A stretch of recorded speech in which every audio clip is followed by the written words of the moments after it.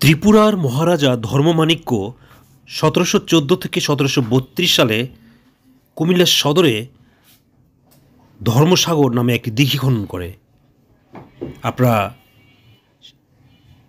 সেই ধর্মসাগর দিঘি দেখছেন।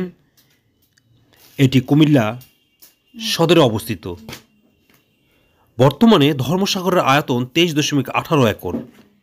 এটির পূর্বে কুমিল্লা স্টেডিয়াম ও কুমিল্লা জেলা স্কুল, দক্ষিণে কুমিল্লা মহিলা মহাবিদ্যালয় কলেজ, উত্তরে সিটি কর্পোরেশনের উদ্যান ও জেলা প্রশাসনের কার্যালয়। কুমিল্লার শহরবাসীর নিকট এই দিঘিটি একটি বিনোদন কেন্দ্র হিসেবে বিবেচিত হয়ে থাকে। আপনারা সেই ভিডিওতে ধর্মসাগর দিঘি দেখছেন। এখানে অবকাশ উদযাপনের নিমিত্ত প্রতিদিন বিপুল জনসমাগম হয়ে থাকে। এছাড়া সারা দেশেই ধর্মসাগরের প্রসিদ্ধি রয়েছে। ধর্মসাগরের উত্তর কোণে রয়েছে রানীর কুঠির, পৌর পার্ক, পূর্ব দিকে কুমিল্লা স্টেডিয়াম, কুমিল্লা জেলা স্কুল, দক্ষিণ পারে কুমিল্লা মহাবিদ্যালয়, আর পশ্চিমে বসার ব্যবস্থা আছে। স্থানীয় অধিবাসী ছাড়াও পর্যটকের আগমন ঘটে। দিঘিপাড়ের সবুজ বড় বড় গাছের সারি ধর্মসাগরকে দিয়েছে ভিন্ন মাত্রা। আপনারা দেখছেন, দূর থেকে সেই গাছ দেখা যাচ্ছে। তাছাড়াও শীতকালে ধর্মসাগরের প্রচুর অতিথি পাখির আগমন ঘটে।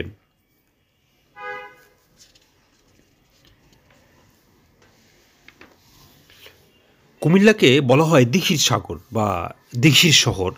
এখানে অনেক ধরনের দিঘি রয়েছে এবং এই দিঘিগুলি কয়েকশো বছরের পুরনো। আর ধর্মসাগর শহরের মাঝখানে হওয়ায় পর্যটকরা নিয়মিত এখানে বেড়াতে আসে।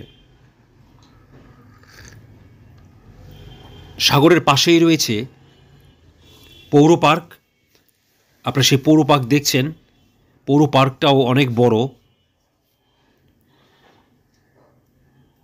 এবং এই পৌর পার্কে প্রচুর গাছ রয়েছে। সকালে বিকালে প্রচুর মানুষের আনাগোনা দেখা যায় এখানে। পার্কের মধ্যে পায়ে হাঁটার পথ রয়েছে এবং বসার জন্য প্রচুর জায়গা রয়েছে। কুমিল্লারবাসী এই ধর্মসাগরকে মনে প্রাণে ধারণ করেছে। ঢাকার বাইরে থেকেও যারা আসে তারা এই ধর্মসাগর এবং এই পৌর পার্ক দেখতে আসে। প্রতিদিন সকালে এবং প্রতিদিন সন্ধ্যায় এখানে প্রচুর মানুষের আনাগোনা হয়। এছাড়া এই ধর্মসাগরে বছরের বিভিন্ন সময়ে মাছ টিকিট কেটে মাছ ধরার আয়োজন করা হয়। আর তাই এই ধর্মসাগর সারা দেশেই পরিচিত।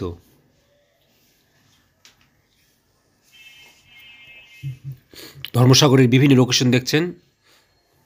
ধর্মসাগর এবং পৌর পার্ক দুটো পাশাপাশি হওয়াতে এটাকে কেন্দ্র করে প্রচুর দর্শকের সমাগম ঘটে।